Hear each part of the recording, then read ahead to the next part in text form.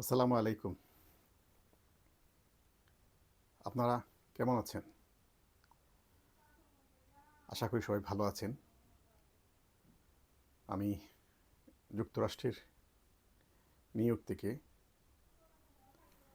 আপনাদেরকে আমাদের একটা খুশির সংবাদ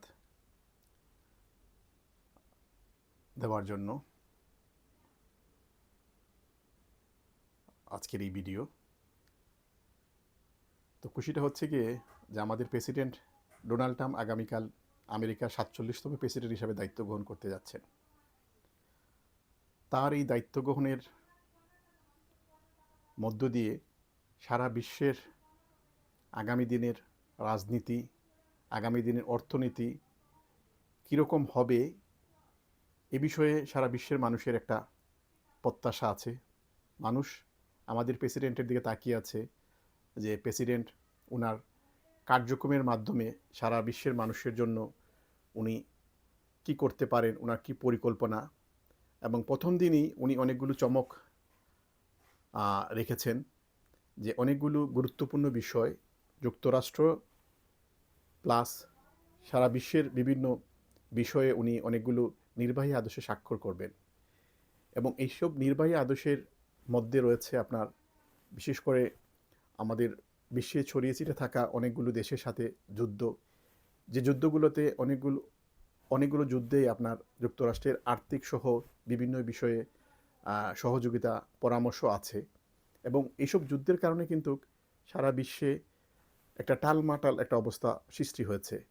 এর কারণ হচ্ছে এসব যুদ্ধের কারণে সারা দেশের মানুষের দ্রব্যমূল্য থেকে শুরু করে সকল জিনিসে আপনার মূল্য বৃদ্ধি পেয়েছে।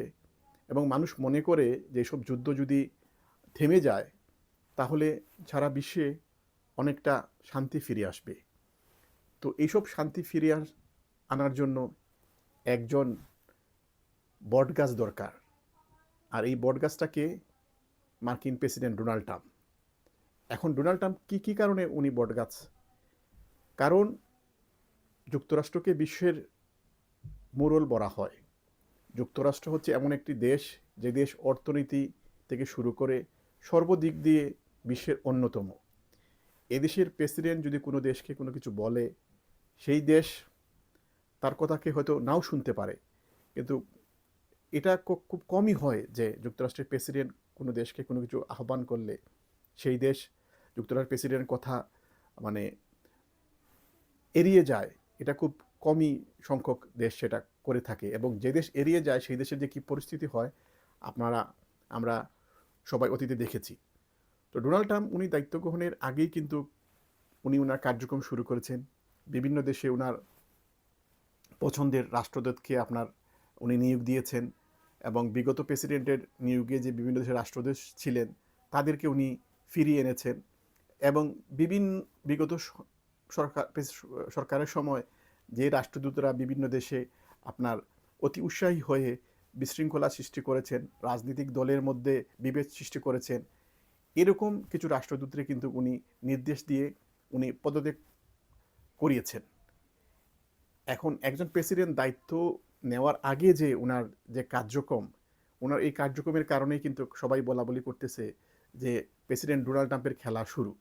একটা মানুষ যখন দায়িত্ব পাওয়ার আগেই উনি ওনার কার্যক্রমের মাধ্যমে মানুষের মনে হচ্ছে যে উনি খেলা শুরু করে দিয়েছেন, তাহলে উনি দায়িত্ব পাওয়ার পরে উনি মানুষের জন্য, বিশ্বের জন্য কতটুকু করতে পারবেন সেটা কিন্তু এরই মধ্যে উনি ওনার প্রেসিডেন্টের দায়িত্ব গ্রহণের আগে ওনার কার্যক্রমের মাধ্যমে কিন্তু সারা বিশ্বের নজর কাড়তে সক্ষম হয়েছেন।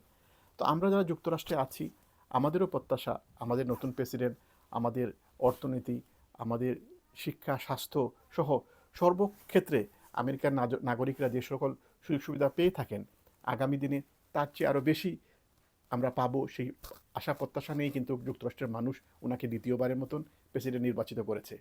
এবং সারা বিশ্বের মানুষ যে সবচেয়ে মেইন যে প্রত্যাশা মানুষের, যে ডোনাল্ড ট্রাম্প সারা বিশ্বে ছড়িয়ে ছিটে থাকা যুদ্ধগুলো উনি বন্ধ করবেন, যুদ্ধবিরতি ঘোষণা করবেন সেই সব দেশের রাষ্ট্রপ্রধানরা।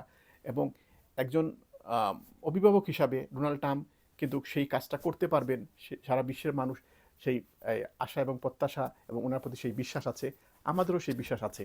আমরা একটা শান্তিময় বিশ্ব চাই, আমরা একটা সৌহার্দ্যপূর্ণ বিশ্ব চাই।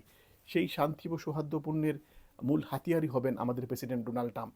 আমরা সেই আশা প্রত্যাশা করছি এবং আমাদের সেই আশা প্রত্যাশা আশা করি উনি পূরণ করতে পারবেন, এই বিশ্বাস আমাদের আছে। এবং শুধু আমাদের না, সারা বিশ্বের মানুষের ওনার প্রতি সেই আশা ভরসা এবং বিশ্বাসটুকু আছে বলেই উনি সারা বিশ্বের মানুষের মানে নয়নমণির হিসাবে উনি একজন শান্তিময় দূত হিসাবে উনি এই দ্বিতীয়বারের মতো আমেরিকার প্রেসিডেন্ট নির্বাচিত হয়েছেন। মানুষের সেই আশা প্রত্যাশা উনি পূরণ করবেন। আমরা আমেরিকান নাগরিকরা ওনার পাশে আছি। আমরা ওনার জন্য আমাদের শুভকামনা রইল। আগামী দিন থেকে আগামী 4 বছর উনি সফলভাবে দায়িত্ব পালন করেন, সেই আশা প্রত্যাশা রাখছি।